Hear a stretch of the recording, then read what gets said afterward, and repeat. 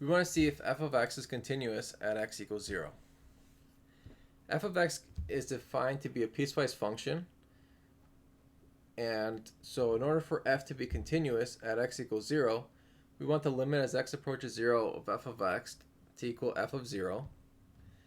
And so in the function that we'll be substituting in here is x squared times sine of 1 over x squared, because that's really the main function that we're dealing with.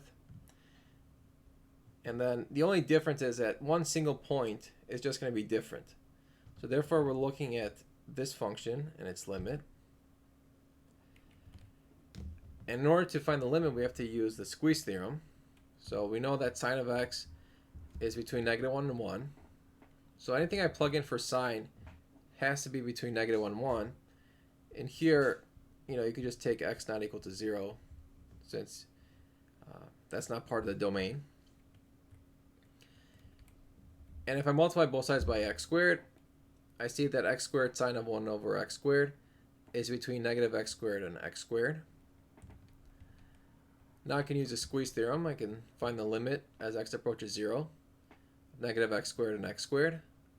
I see that they're both 0, so that forces the limit of x squared sine of 1 over x squared to also be 0, since it's bounded by two functions whose limit goes to 0. But now if we look at the function here, if I plug in x equals 0, I see that it's equal to 1. So the limit does not equal the value of the function at x equals 0.